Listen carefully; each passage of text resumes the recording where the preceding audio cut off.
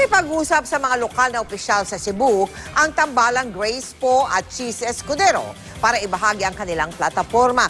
At habang naroon, nagpaliwanag si Po kaugnay sa kinakaharap na disqualification case. Nakatutok si Maris Umali. Ngayong nakapagdeklara na ng kandidatura sa pagkapangulo, muling dumalaw sa Cebu sa Senador Grace Po kasama na ang kaniyang katandem na si Senador Cheese Escudero. Nakipagdialogo ang dalawa sa mga Durano at iba pang lokal na opisyal ng 5th District ng Cebu para maibahagi ang kanilang plataporma. Pinaunlakan din ng tambalang Po Escudero ang mga katanungan ng local media sa pagharap nila sa isang press con. Marami na raw nakakausap sina Po at Escudero na posibleng makalyado, maging ng mga posible nilang isama sa kanilang senatorial slate. Ipinaliwanag din ni Senador Po ang kanyang kinakaharap na kaso at dinipensahan pa siya ni Escudero. The court granted my parents the right to adopt me.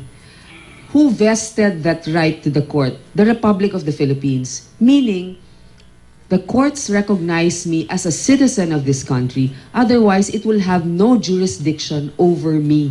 Dalawa lang ang paraan para maging naturalized. Una, desisyon ng korte. Pangalawa, batas na pinasa ng Kongreso. So, tinanong po sila, meron ka bang kopya ng desisyon ng korte nagsasabing ni-naturalize si Senator Po? Wala daw.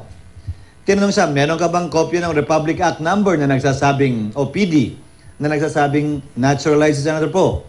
Wala rin daw. Kung hindi siya naturalized, per force, natural born dapat siya. Ipinagtataka naman daw ng kampo ni Po kung bakit naghain ng formal offer of evidence ang kampo ni Rizalito David kahapon, gayong napag-usapang di na ito kailangan. Dumipensa rin ang kampo ni Po laban sa mga ginagawa umano ng kampo ni Rizalito David. I don't know what is their intention, na sa aming palagay is a distortion of the truth. Si Senadora Grace po, dahil siya ay natural born, siya po ay pinayagan ng isang ahensya na in charge mismo sa pagbibigay ng ganitong klaseng rekognisyon na mabigyan ng dual citizenship. At ang tanong na bakit niya piniling kumuha ng US citizenship sa halip na green card na lang. Wala naman akong plano noon na tatakbo sa mas mataas na posisyon o kung ano paman. Hindi ko na naman naisip na ito'y hindi pagmamahal sa bayan. Sa totoo lang, naisip ko, nandito na yung pamilya ko, ayoko mawalay sa kanila kung anumang sitwasyon ang mangyayari.